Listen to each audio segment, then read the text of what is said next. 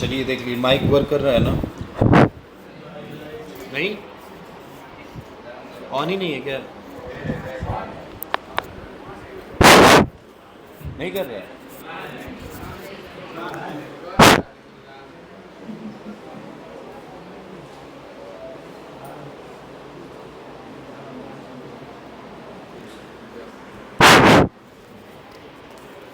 ठीक है।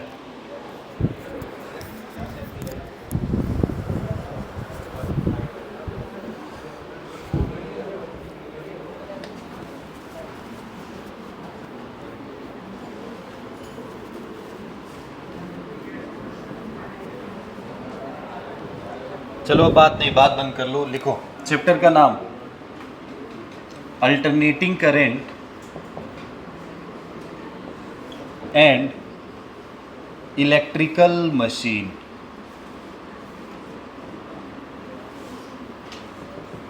ठीक है,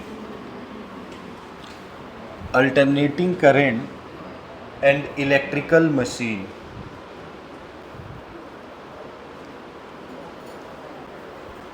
अच्छा, इलेक्ट्रिकल और इलेक्ट्रॉनिक्स दो ब्रांच होते हैं। इलेक्ट्रिकल और इलेक्ट्रॉनिक्स दो ब्रांच हैं फिजिक्स के अंदर। इलेक्ट्रिकल, वैसे आप बीटेक में भी जाएंगे तो दो ब्रांच आपको मिलेंगे। एक इसमें भी अभी कई सब ब्रांच होते हैं, बट फिर भी मेन ब्रांच अगर है इलेक्ट्रिकल और इलेक्ट्रॉनिक्स। क्या इसमें डिफरेंस है? मैंने लिखा है इलेक्ट्रिकल मशीन, ठीक है, और अगर मैं लिख देता इलेक्ट्रॉनिक्स मशीन, जो कि अभी हमें सेकेंड बुक में पढ़ना है, जैसे इलेक्ट्रॉनिक, तो वो कुछ अलग हो जाएंगे, बट इलेक्ट्रिकल कुछ अलग है। ठीक है, तो एक बात सुनो पहले। इलेक्ट्रिकल का मतलब है जो हाई वोल्टेज पे वर्क करते हैं, एंड फ्रीक्वेंसी कैसी हो? Low frequency. और ये जो है ये किस पे वर्क करेंगे? लो वोल्टेज पे, बट फ्रीक्वेंसी क्या होनी चाहिए? हाई होनी चाहिए। जैसे आपका फ़ोन इलेक्ट्रॉनिक डिवाइस है, ना कि इलेक्ट्रिकल है। वो फ्रीक्वेंसी पे वर्क करता है भाई, फ्रीक्वेंसी से ही तो नेटवर्क पकड़ता है, हर एक चीज़ है उसमें। टीवी बहुत ज़्यादा वोल्टेज नहीं होता है, 40-50 वोल्ट। अब मैक्सिमम अगर नई टीवी देख रहे हो तो, पुरानी वाली छोड़ दो, नई टीवी अगर आप देख रहे हो जो एलईडी के फॉर्म में आ रही है, तो उसमें वोल्टेज कितना लेता है? 50 वॉट का अगर होगा तो वोल्टेज तो लेगा कम ही, 200 जो आपके घर में आ रहा है वोल्टेज, वही काम तो उतने चला लेगा, मगर फ्रीक्वेंसी उसकी बहुत हाई होनी है। मगर अब मैं ट्रांसफार्मर की बात करूं तो ट्रांसफार्मर क्या लो वोल्टेज पे वर्क कर पाएगा? सर, हाई वोल्टेज वाले भी ट्रांसफार्मर होते हैं, उसमें भी अलग अलग कैटेगरी है। तो ऐसे डिवाइस हमारे सब इलेक्ट्रिकल में आते हैं, ठीक है, जैसे जनरेटर, मोटर, ये सब हमारे इलेक्ट्रिकल है। बट इलेक्ट्रॉनिक्स में जो छोटे छोटे डिवाइस तुम देख रहे हो, जिनको तुम हाई फ्रीक्वेंसी पे वर्क करा रहे हो, वो सब इलेक्ट्रॉनिक्स में आते हैं। ठीक है, चलो अब हम बात करेंगे मेन इस चैप्टर के अंदर हमें क्या पढ़ना है। तो इस चैप्टर में देखो, पहले बहुत अच्छा सा चैप्टर है, ज़्यादा कुछ इसमें है नहीं, मगर जो भी है पूरा मैथमेटिकल। अभी आगे चलेंगे तो मैथमेटिकल ऑपरेशन बहुत ज़्यादा मिलेगा चैप्टर के अंदर। थ्योरी पार्ट में वही जो डिवाइस है, मशीन, जब पढ़ेंगे तभी आपको थ्योरी ज़्यादा दिखाई देगी। बाकी अल्टरनेटिंग करंट के अंदर कोई ज़्यादा थ्योरी है नहीं।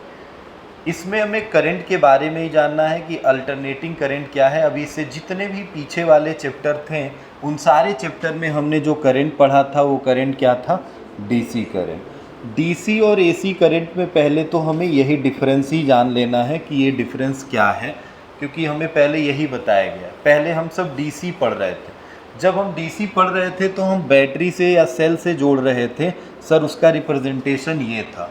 अब हम सर्किट बनाएंगे और उसको हम ऐसे नहीं जोड़ेंगे बैटरी और सेल से, एक सोर्स से जोड़ेंगे, और ये सोर्स जो ऐसे दिखाई देगा ये एसी सोर्स कहलाएगा। ये सोर्स जो दिख रहा है, इस सोर्स को हम कौन सा सोर्स कहेंगे?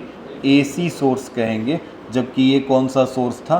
डीसी सोर्स, जिसको सेल या बैटरी बोला गया। अब एसी सोर्स में क्या आएगा, तो सर जनरेटर आ सकता है, डायनमो आ सकता है, ठीक है, ऐसे करके बहुत सारी चीज़ें हैं जो अल्टरनेटिंग करंट प्रोड्यूस कर सकती हैं, तो वो एसी सोर्स में है।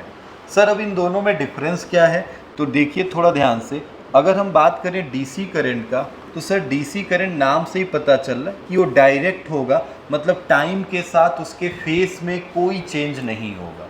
जो उसका फेज़ एक बार निकल गया है वही फेज़ कॉन्टीन्यूअस होगा, मतलब वो एक डायरेक्शन में फ्लो कर रहा है तो उसका डायरेक्शन कॉन्टीन्यूअस वही रहेगा, कोई चेंजेस नहीं होगा। मतलब अगर हम बात करें कि डीसी करंट आपने बनाया, तो डीसी करंट सर ऐसे हो सकता है, सर डीसी करंट ऐसे हो सकता है, ध्यान से देखना, डीसी करंट इस फेज में कुछ भी हो सकता है, ऐसे बढ़ सकता है, घट सकता है, मगर फेज एक ही रहेगा, फेज चेंज नहीं हो रहा है। ये दोनों जो हमने ग्राफ बनाए, ऐसे बहुत सारे ग्राफ बन सकते हैं डीसी में, फेज एक ही रहे, या तो माइनस में रहे तो एक ही रहे, चेंज नहीं हो। जबकि अल्टरनेटिंग करंट जब हम बनाएंगे तो सर इसका टाइम, ये टाइम है, देखो क्या है, इनकी करंट की वैल्यू, मतलब जो वैल्यू है करंट की, टाइम के हिसाब से चेंज हो रही है। तो सर इसका टाइम के हिसाब से क्या होता है, तो इसमें करंट एक बार प्लस में चलेगा, फिर जीरो हो जाएगा, फिर किस में आ जाएगा, माइनस में, फिर जीरो हो जाएगा, फिर प्लस में, मतलब बार बार ये अपने फेस को चेंज करता रहे, ठीक है। ये जीरो हो सकता है, फिर जीरो से उठ के फिर जाएगा उतने दूर तक, ये जीरो हो सकता है, फिर जीरो से उठ के फिर उतने दूर तक जाएगा, मगर क्या ये फेस चेंज कर पाएगा, नहीं। मतलब अगर हम इसका ग्राफ देखें तो ये ग्राफ ऐसे बन सकता है, जी सर ग्राफ ऐसे बन सकता है, मगर क्या ये फेस चेंज किया है, नहीं सर, एक ही फेस में तो चल रहा है। जीरो हो सकता है, ऐसा नहीं कि मैंने बोला जीरो नहीं हुआ, जीरो हो सकता है, मगर जीरो के बाद से फिर बढ़ के क्या प्लस ही हो गया है, तो ये सब प्लस में चल रहे हैं, जबकि ये देखो प्लस में फिर किस में चला गया है, माइनस में, मतलब ये फेज चेंज कर रहा है, जबकि इनमें फेज चेंज नहीं होते हैं, इसीलिए इसका नाम पड़ा है अल्टरनेटिंग करंट, ठीक है। अच्छा अब एक बात बताओ, बात बंद कर लो, तुम लोग पीछे जो बैठ के बात कर रहे हो ना, इससे पहले बात किए होते तो भी बता देते हैं, वीडियो अब चालू कर दी है ना, इसलिए बता नहीं पा रहे हैं। बैठ के जो बहुत मुस्कुरा रहे हो, पर चैप्टर स्टार्ट किए नया फिर भी बकवास करते हो, समझ में नहीं आता है क्या मतलब है तुम लोग का, कुछ एम ही नहीं है, कुछ मतलब ही नहीं है, क्या कर रहे हो क्या नहीं कर रहे हो। एसी करंट हम पढ़ रहे हैं और एसी में हम आपसे बात कर रहे हैं, अगर हम प्लस माइनस यहाँ पे देख रहे हैं तो साइकिल की बात करेंगे। कोई भी चीज़ अगर फेज चेंज कर रही है ना, तो जाहिर सी बात है उसके पास साइकिल होगा। साइकिल का मतलब है उस एक बार प्लस में होगा फिर माइनस में, तो क्या एक रिवॉल्वेशन कंप्लीट हो रहा है इसका, ये साइकिल ही तो कहलाता है। एक साइकिल कंप्लीट हो गया, क्योंकि ये जीरो से चला है, यहाँ पे याद होगा आपको क्या π/2 होता है, ऐसे देखो ये जीरो और ये लास्ट, बस बताओ क्या 360 होगा क्या, यही होता है ना। तो जीरो के बाद से क्या आता है, 90 आता है, फिर कितना आता है 180 आता है, फिर कितना आता है 3π/2 270 आता है, और फिर कितना आता है 2π मतलब 360 आता है। तो सर एक साइकिल कंप्लीट हो गया। एक साइकिल कंप्लीट होने का मतलब है कि हमारे पास अगर टाइम के हिसाब से 1 सेकेंड में या 2 सेकेंड में या कितने भी टाइम में अगर मैं साइकिल कंप्लीट कर रहा हूँ बार बार फेज चेंज करके, तो जाहिर सी बात इसके पास क्या होगी, फ्रीक्वेंसी होगी, होगी ना। कोई चीज़ फ्रीक्वेंसी क्या होती है, number of revolution in a 1 second. 1 second में आपने कितना चक्कर लगा लिया, क्या वही फ्रीक्वेंसी होगी। तो 1 सेकेंड में अभी एक ही चक्कर लगाए हैं, ऐसे मान लो अगर हम 10 चक्कर लगा लें तो क्या मेरी फ्रीक्वेंसी 10 हो जाएगी, समझ रहे हो। बट बताओ क्या डीसी में फ्रीक्वेंसी हो पाएगी क्या, नहीं, क्योंकि इसमें नंबर ऑफ साइकिल नहीं है। सर नंबर ऑफ साइकिल का मतलब प्लस से फिर माइनस में भी आया हो, ये साइकिल नहीं है, इसको मत समझना साइकिल, क्योंकि साइकिल का मतलब एक प्लस में उतना हो तो उतना ही कहाँ होना चाहिए, माइनस में, तब जाके कंप्लीट होगा 1 रिवॉल्यूशन। बट ऐसा इसमें कुछ है नहीं, तो इसका मतलब सर डीसी में फ्रीक्वेंसी नहीं होती है, ये बात याद रखिएगा। अगर आपसे कोई पूछे किसी बैटरी की फ्रीक्वेंसी क्या कभी लिखी आपने देखी है, नहीं, तो फ्रीक्वेंसी डीसी करंट की हमेशा क्या होती है, जीरो होती है। उसके पास कोई फ्रीक्वेंसी नहीं होती है, जबकि AC की फ्रीक्वेंसी होती है। अब अलग अलग कंट्री में बात करें, डिफरेंट डिफरेंट कंट्री की अपनी अपनी फ्रीक्वेंसी है। जैसे सपोज दैट अगर हम इंडिया की बात करते हैं तो इंडिया में फ्रीक्वेंसी कितने हर्ट्ज़ की यूज होती है? 50 हर्ट्ज़ की। अगर हम अनदर कंट्रियों में देखें, जैसे USA हो गया, चाइना हो गया, इज़राइल हो गया, इन कंट्रियों की बात करें तो 60 हर्ट्ज़ की फ्रीक्वेंसी यूज़ होती है, या गल्फ़ कंट्री में भी हम मोस्टली यही फ्रीक्वेंसी देखते हैं, 60 हर्ट्ज़ तक। सर इसका मतलब क्या है, थोड़ा बस ये समझो। 50 हर्ट्ज़ और 60 हर्ट्ज़ जो ये लिखी है, ये हमारे वहाँ जो इलेक्ट्रिसिटी आ रही है उसकी फ्रीक्वेंसी है। अब फ्रीक्वेंसी क्या होती है? तो सर होती है number of revolution in a 1 second. इसका मतलब इंडिया में अगर हम बात करें तो 1 सेकेंड में कितना रिवॉल्यूशन कंप्लीट किया गया होगा? 50। और USA में 1 सेकेंड में कितना रिवॉल्यूशन कंप्लीट कर लिया गया होगा? 60।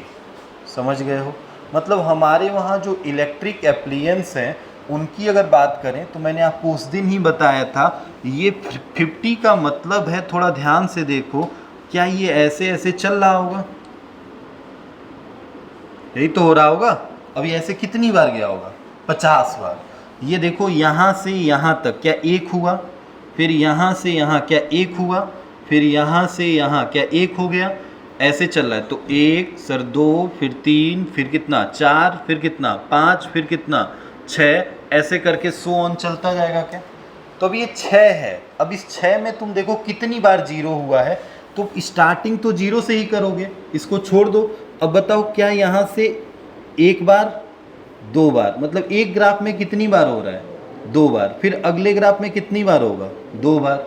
फिर सर अगले ग्राफ में कितनी बार होगा? 2 बार। मतलब ऐसे अगर 50 है तो कितनी बार होगा? क्या 100 बार जीरो होगा?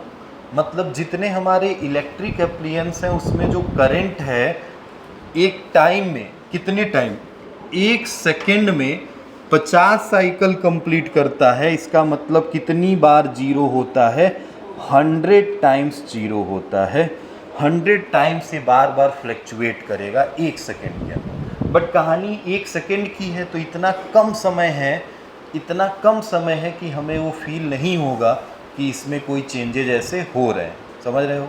क्योंकि मैंने आपको ये भी बताया था ऐसा क्यों होता है, ये बल्ब आपको क्यों नहीं लग रहा है कि ये क्यों फ्लक्चुएट कर रहा है। तो मैंने आपको बताया था कहानी परसिस्टेंस ऑफ विजन की। 1/16 टाइम तक हम किसी भी ऑब्जेक्ट को अपने सामने देखते ही रह जाते हैं। जैसे हमने बोला था कि ये पेन है, तो इस पेन को हम यहाँ पे रखें, अगर मैं हटा दूँ तो मेरे सामने पेन अभी बना हुआ होगा, कितने समय तक उसका इमेज मेरे आंखों के सामने बना होगा?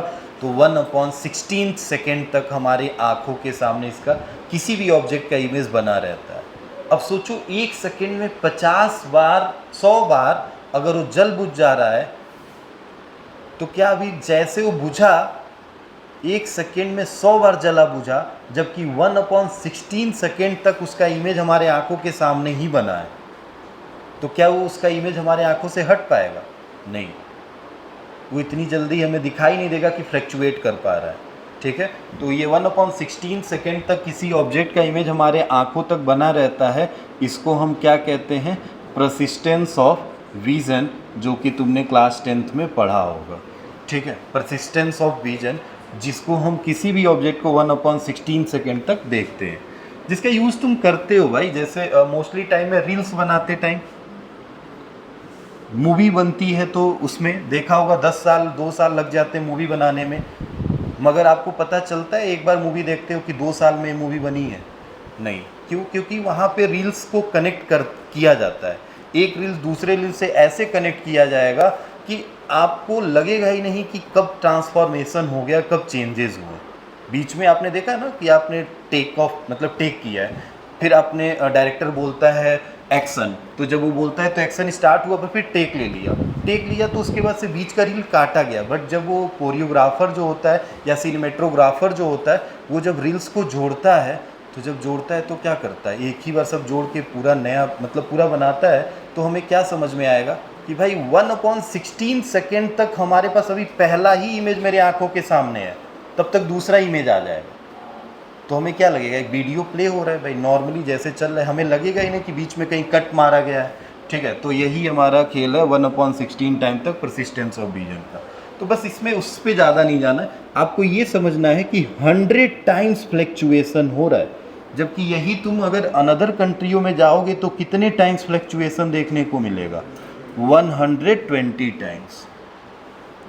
अब तुम जैसे मान लो कोई चीज़ खरीदने जा रहे हो, कोई भी इलेक्ट्रॉनिक डिवाइस जैसे एसी हो गया, फ्रिज, कूलर, तो उस पर फ्रीक्वेंसी लिखी होती है। उस पर क्या लिखा होगा, उस पर 3 चीज़ मेंशन होती है। सर क्या क्या मेंशन होगा, तो सर उस पर होगा पावर, वॉट, कितने वॉट का है, कितना वोल्टेज लेगा, घर में आने वाले जैसे 200 से 220 वोल्ट, 220 से 240 वोल्ट ऐसे लिखा होता है, कितना वोल्ट लेता है, 220 वोल्ट से लेके कितना 240 वोल्ट तक लिख दिया। 50 वॉट का पावर है और फ्रीक्वेंसी कितने हर्ट्ज तक हो जाएगी, 50 हर्ट्ज। ये होता है अगर वो इंडिया में बना है तो। अगर वो अनदर कंट्री में बना है तो ये सब भी चेंज हो सकते हैं, पावर भी तो अलग हो सकता है, बट फ्रीक्वेंसी हमेशा अलग हो जाएगा, कितना, 60 हर्ट्ज। जरूरी नहीं कि हमेशा बढ़ के ही रहे, अनदर किसी कंट्रियों में इंडिया से कम भी है फ्रीक्वेंसी, सबका अपना अपना रूल है। जो जैसे अपना क्या कहते हैं इलेक्ट्रिसिटी प्रोड्यूस करता है उसका उसी हिसाब से फ्रीक्वेंसी है। ठीक है, तो फ्रीक्वेंसी का मतलब ये है। अब एक बात करते हैं, अभी रुको, सब लिखेंगे सब समझेंगे, बट पहले फ्रीक्वेंसी में समझो। फ्रीक्वेंसी तुमने पढ़ा है, फ्रीक्वेंसी को मैं क्या 1/T लिख सकता हूँ, क्या फ्रीक्वेंसी यही होती है, 1 टाइम पीरियड। अच्छा एक बात बताओ, साइकिल अगर रिवॉल्यूशन हो रहा है तो क्या मैं ओमेगा की बात कर सकता हूँ, सर ओमेगा कितना होता है, तो सर 2πf क्या लिखा जा सकता है, एक रिलेशन ये हो गया। ठीक है, और सर f की जगह पे हम क्या लिख सकते हैं चाहे तो, omega is equal to 2π/t, क्या लिखा जा सकता है इतनी बार, 2π/t। 9 आपने 11th में बात पढ़ा है ना, इसको न्यू पढ़ते होगे, क्या पढ़ते होगे, न्यू, 2π न्यू, तो ये f है, फ्रीक्वेंसी है। अब इस ओमेगा की वैल्यू को, क्योंकि न्यू की वैल्यू किसके इक्वल होती है, 1/T के, तो क्या omega is equal to 2π/T भी हो सकता है। क्लियर है इतनी बात, ठीक। इनकी ज़रूरत पड़ेगी, हमेशा ज़रूरत पड़ेगी, इसीलिए मैं बता रहा हूँ फ्रीक्वेंसी से ही मैं स्टार्ट किया हूँ, नहीं तो डायरेक्ट वहीं पे चलता। अब एक बात सुनो, ये जो ओमेगा लिखा है सर ये क्या है, तो सर ये भी फ्रीक्वेंसी है, मगर कौन सी फ्रीक्वेंसी है ये, तो एंगुलर फ्रीक्वेंसी कहलाती है ये। सर इसको हम किस फ्रीक्वेंसी के नाम से जानेंगे, तो एंगुलर फ्रीक्वेंसी कहलाएगी ये। यहाँ वेलोसिटी की बात नहीं होगी, क्योंकि रिवॉल्यूशन कंप्लीट हो रहा है, एक चक्कर लगाया जा रहा है। जब चक्कर लगाया जाएगा तो उसमें फ्रीक्वेंसी की बात होगी कि एक सेकंड में कितना चक्कर लगाया। तो अगर हम नॉर्मली पूछें एक सेकंड में कितना चक्कर लगाया तो वो तो फ्रीक्वेंसी हो गई, बट अगर रोटेशनल टर्म में पूछूं तो वही फ्रीक्वेंसी किस टर्म में आ जाएगी, एंगुलर फ्रीक्वेंसी में, जिसकी वैल्यू ये होगी। ठीक है, अच्छा सर इसकी यूनिट क्या होती है, तो सर फ्रीक्वेंसी की यूनिट तो हम डायरेक्ट क्या लिख सकते हैं, 1 क्या सेकेंड होगा, और 1/सेकेंड मतलब क्या, सेकेंड इनवर्स हो जाएगा, और सेकेंड इनवर्स को ही क्या नाम दे दिया गया है, हर्ट्ज दे दिया।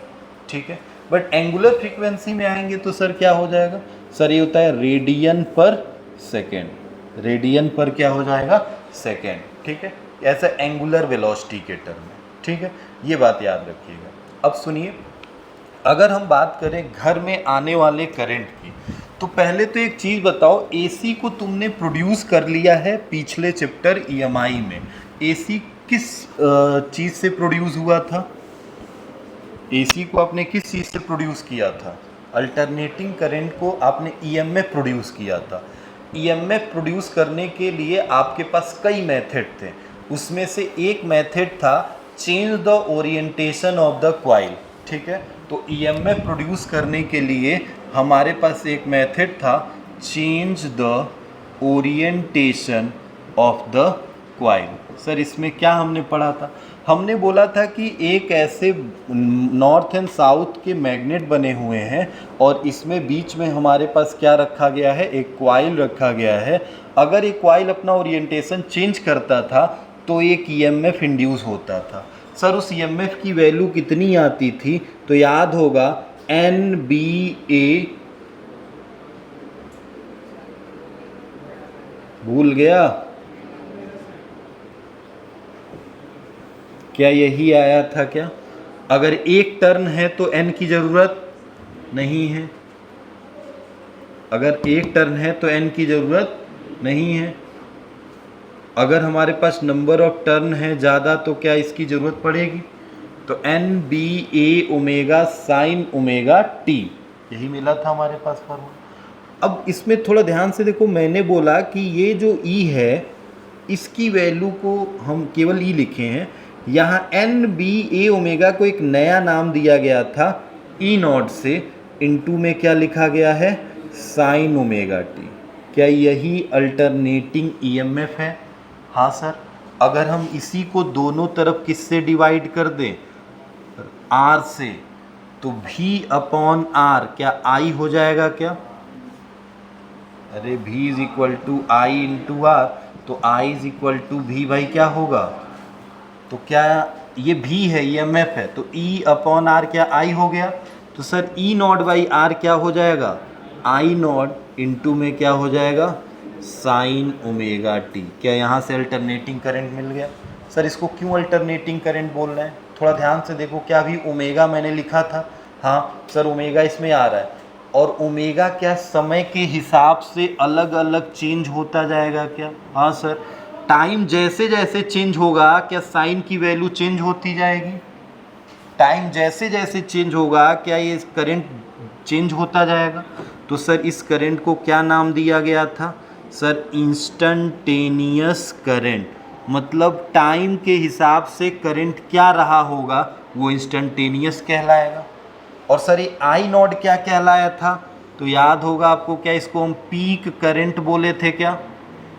Peak current. अब सर पीक करंट क्या है? तो याद करो, क्या मैंने बताया था? मैक्सिमम कितना जा रहा है, मैक्सिमम कितना जा रहा है, क्या यही पीक करंट कहलाएगा क्या? आई नॉट। और किसी टाइम में मैं पूछूं, जैसे मैं पूछूं पाई बाई 2 टाइम में कितना करंट है, तो क्या इतना करंट है सर? मैं आपसे पूछूं पाई टाइम में कितना करंट है, तो क्या करंट की वैल्यू कितनी हो गई सर? 0। समझ रहे हो? वो करंट कौन सा करंट कहलाएगा? Instantaneous current. क्लियर है इतनी बात? ये सर आर कहाँ से आया? तो कॉइल में वायर होता है सर, वायर जब टर्न किए होंगे तो उसके पास क्या रहा होगा? रेजिस्टेंस। तो जाहिर सी बात है वो रेजिस्टेंस आएगा दोनों तरफ, मैंने लिख दिया, यहाँ से आई आ गया। समझे इतनी बात? मतलब हमें अभी इसका डेरिवेशन नहीं पढ़ना है, हमें डायरेक्ट लिखना है कि हम जब ओरिएंटेशन चेंज किए थे तो हमें मिला था ये, और यहाँ पे ये है। अच्छा सर इसको एक और नाम से जानते हैं सर, इसको हम कहते हैं एम्पलीट्यूड करंट। एम्पलीट्यूड करंट समझ रहे हो ना इसका मतलब? एम्पलीट्यूड करंट का मतलब क्या होगा सर? एम्पलीट्यूड क्या होता है? Maximum value. अरे एम्पलीट्यूड पढ़ा है ना ऑक्सीलेशन वाले में, अगर कोई सिंपल पेंडुलम ऑक्सीलेट कर रहा है तो क्या उसके एक्सट्रीम पोजीशन पे जाने वाली वैल्यू ही क्या एम्पलीट्यूड कहलाती है क्या? ए। तो ये एक्सट्रीम मतलब मैक्सिमम कितना जा रहा है? आई नॉट। मैक्सिमम कितना जा रहा है? आई नॉट। मतलब इसमें प्लस से और इधर क्या होता था? माइनस से। क्या वही एम्पलीट्यूड होता था? तो सर इसको हम एम्पलीट्यूड करंट भी कह सकते हैं। तो जरूरी नहीं है कि क्वेश्चन में हमेशा पीक करंट कहीं लिखा हो सकता है कहीं एम्पलीट्यूड करंट लिख दिया हो। क्लियर है इतनी बात? सुनिए, इंस्टंटेनियस करंट जो लिखा है ना, इंस्टंटेनियस करंट और ये इंस्टंटेनियस ईएमएफ, इसमें आई नॉट की वैल्यू जो है वो आई थी N B A omega. Sir ये एन बी ए ओमेगा जो था ये अब कैसे आया है? ये पिछले लेक्चर्स में है, ठीक है, ये इस पर हम ज़्यादा डिस्कशन नहीं कर रहे हैं। सर ये है आई नॉट की वैल्यू। तो सर आई नॉट नहीं, ई नॉट की वैल्यू। किसकी वैल्यू है?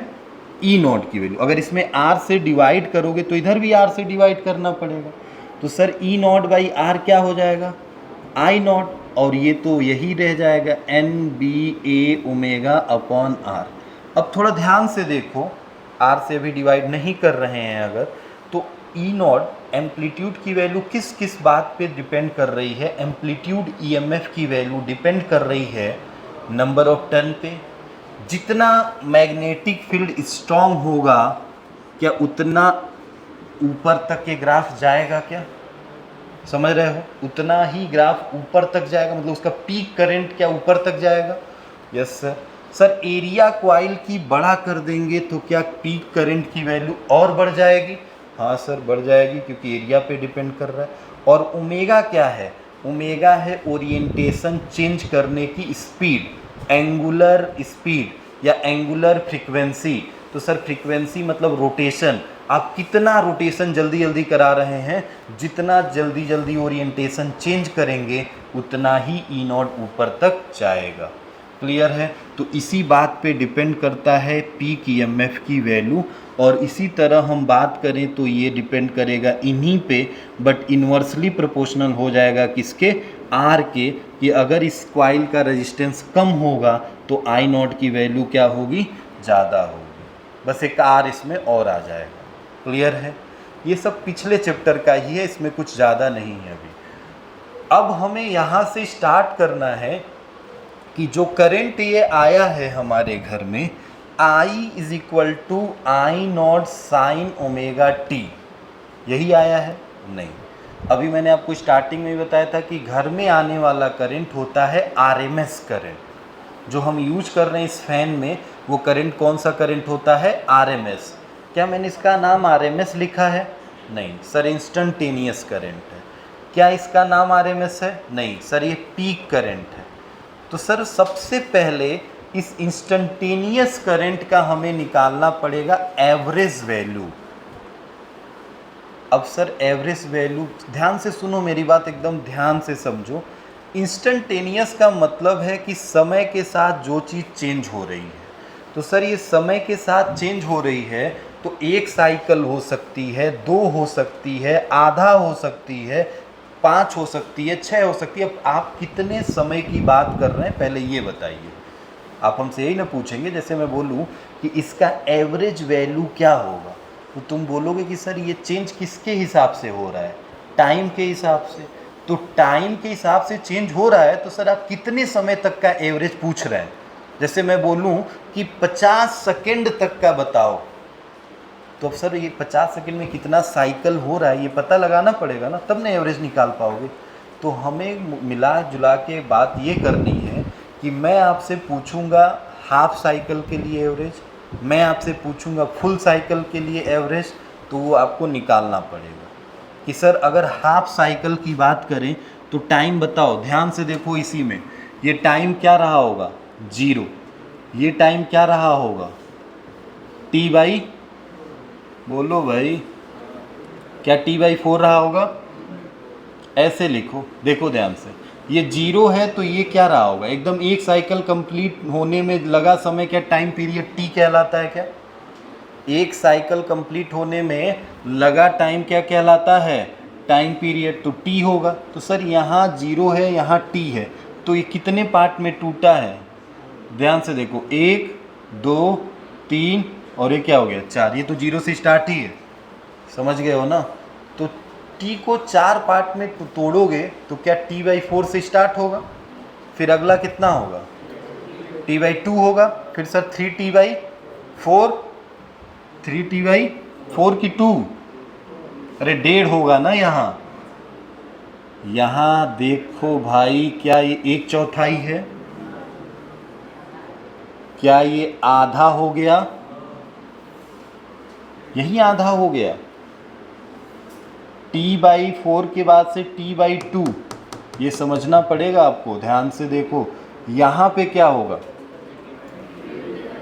3T/4 और यहाँ पे 4T/4, T तो कहलाएगा वो। तो सर यहाँ T/4 है तो सर यहाँ 2T/ क्या रहा होगा? यहाँ 3T/4, यहाँ 4T/4 हो तो गया सर। 2 से कट गया तो क्या हो गया? मतलब क्या यहाँ T/2 हो गया, यहाँ 3T/4 हो गया, और 4 से 4 कट गया तो क्या हो गया? T। याद रहेगा, ये इसकी ज़रूरत हमेशा पड़ेगी। और अगर पाई के टर्म में चलोगे तो यहाँ 0, यहाँ क्या था, फिर यहाँ और यहाँ, ठीक है, ये भी याद रखना। Sir T/4, T/2, 3T/4 and T। अब मैं आपसे पूछूं कि हाफ साइकिल के लिए निकालना है तो तुम क्या करोगे? सर हाफ साइकिल के लिए एवरेज निकालना है, मतलब हमें 0 से लेके किस टाइम तक चलना है? और मैं अगर बोलूँ कि फुल साइकिल के निकालना है तो कितने समय तक चलना है, 0 से लेके t। समझ गए हो ना इतनी बार?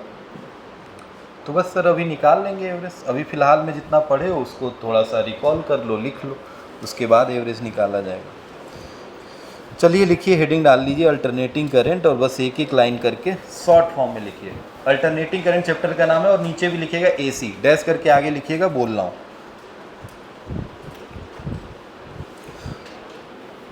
An AC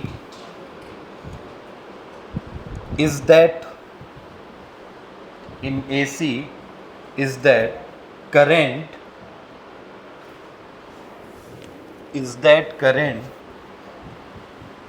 whose magnitude change, जिसका magnitude change continuously with the direction, continuously with the time, whose magnitude change continuously with the time and direction reverse periodically, and direction reverse periodically।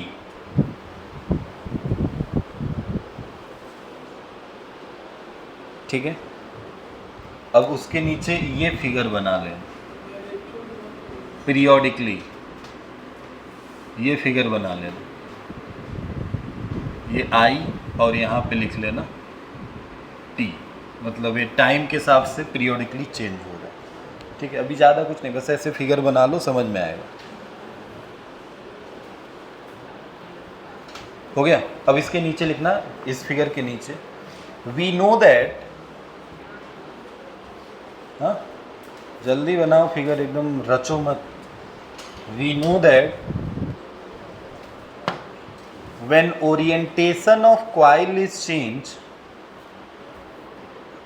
we know that when orientation of the coil is changed,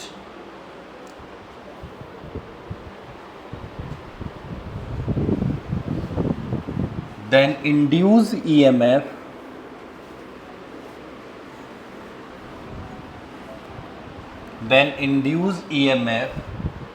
is known as, then induced EMF is known as alternating EMF,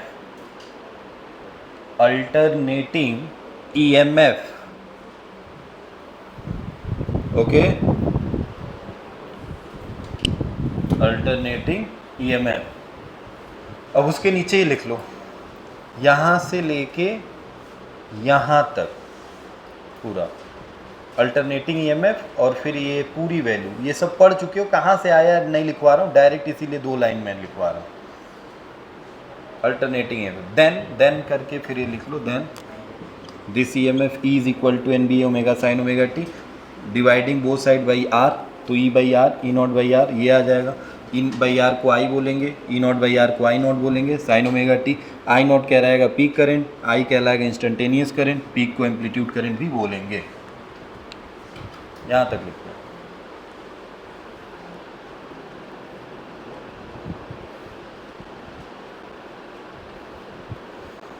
जल्दी,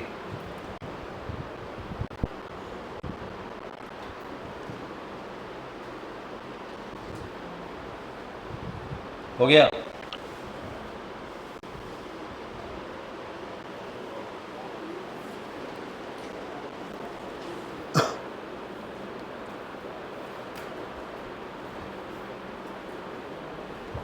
हो गया। अब इसके नीचे लिखना amplitude, छोटा सा सब heading, amplitude current or peak current, ऐसे डैश करके अब इसके आगे लिखना amplitude current or peak current.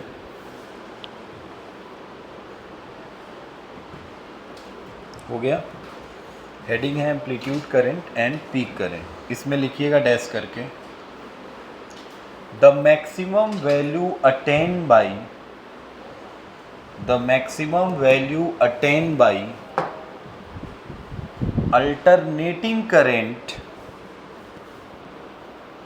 the maximum value attained by alternating current in either direction, in either direction is called the peak current,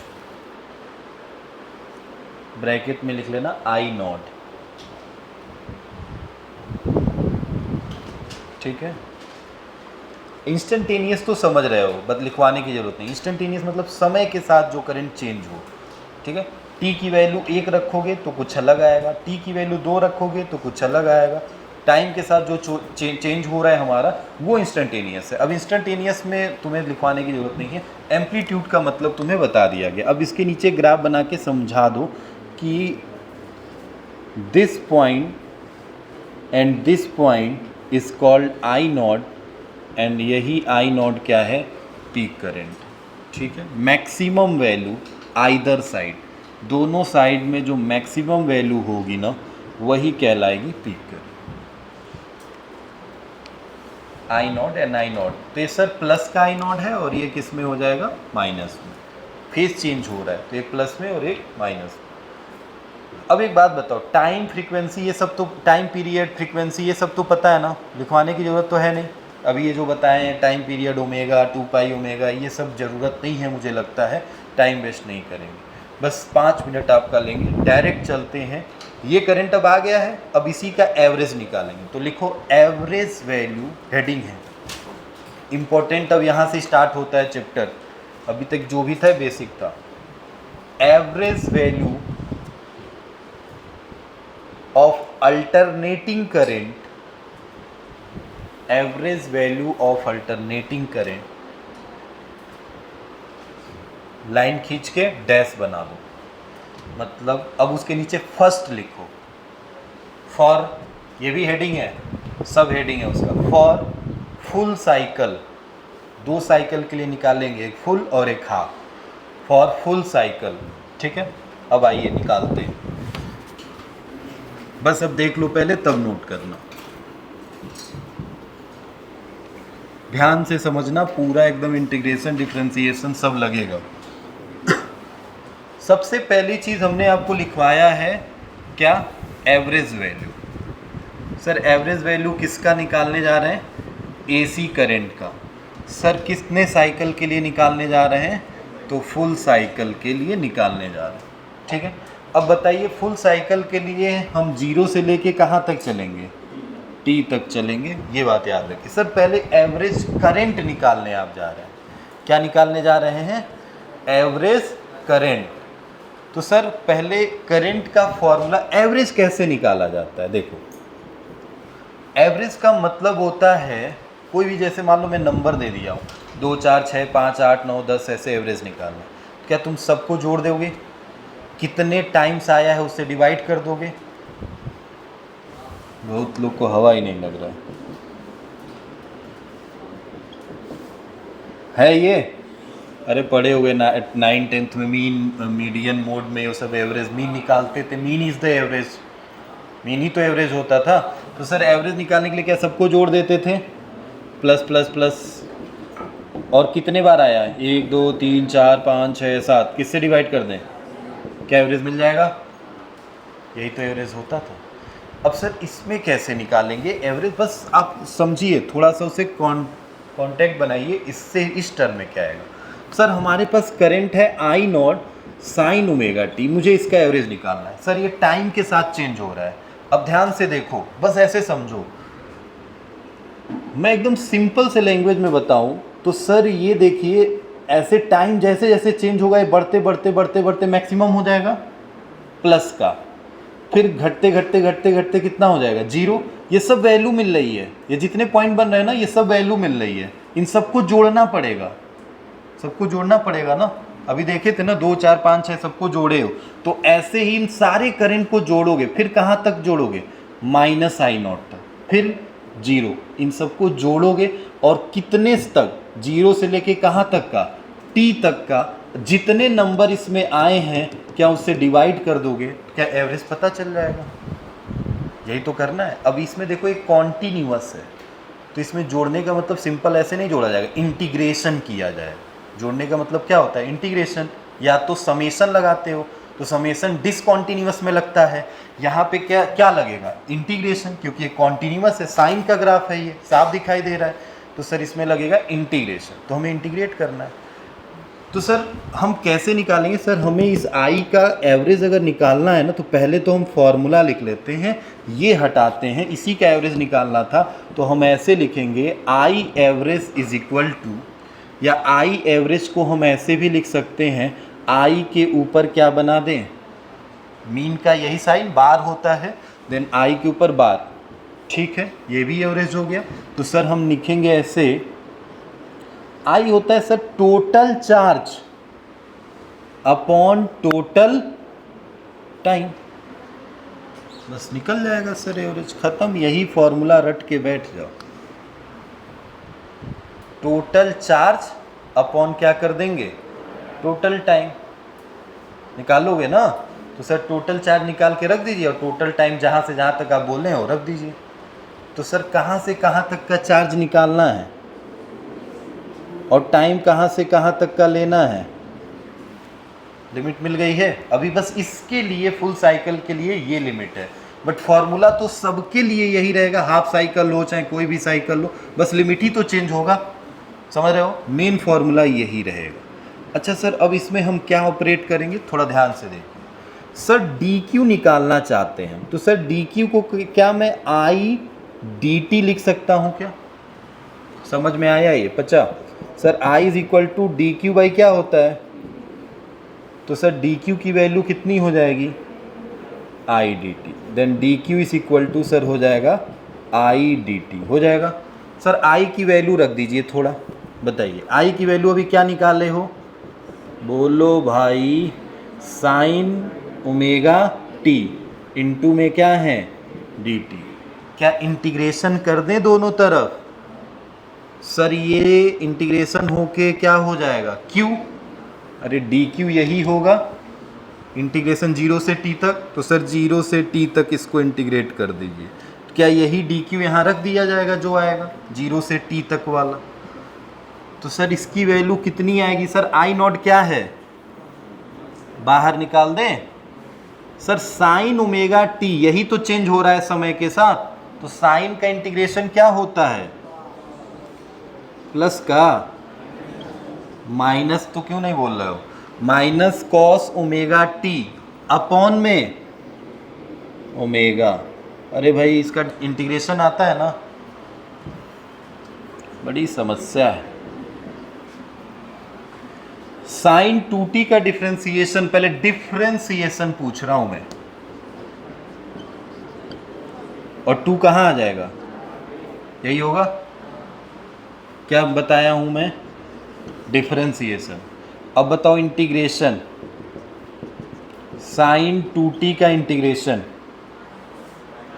sir minus cos 2t, और इसका differentiation करके कहाँ लगा दिया जाएगा, तो 2t का डिफरेंशिएशन कितना होगा, क्या यही चीज़ लिखा गया है, sir minus cos omega T integrate हो गया, और ओमेगा टी का डिफरेंशिएशन करके कहाँ लगा दिया जाएगा, डिफरेंशिएशन में भी डिफरेंशिएशन किया जाता है, और इंटीग्रेशन में भी इसका क्या किया जाता है, डिफरेंशिएशन, बस फर्क ये है कि डिफरेंशिएशन में आगे चला आता है, और इंटीग्रेशन में कहाँ चला जाता है, डिनोमिनेटर में नीचे आ जाता है, क्लियर है, तो यही चीज़ लिखा गया है, लिमिट कहाँ से कहाँ तक चलेगा, 0 से t। अब बताओ क्या तुम इसमें लिमिट पुट कर सकते हो, हाँ सर, बट पहले हम देखो क्या करेंगे, बहुत आराम से समझो, सर हम इसमें ओमेगा, पहले ओमेगा को बाहर निकाल लेते हैं, पहले स्टेप में क्या हो जाएगा, आई नॉट अपॉन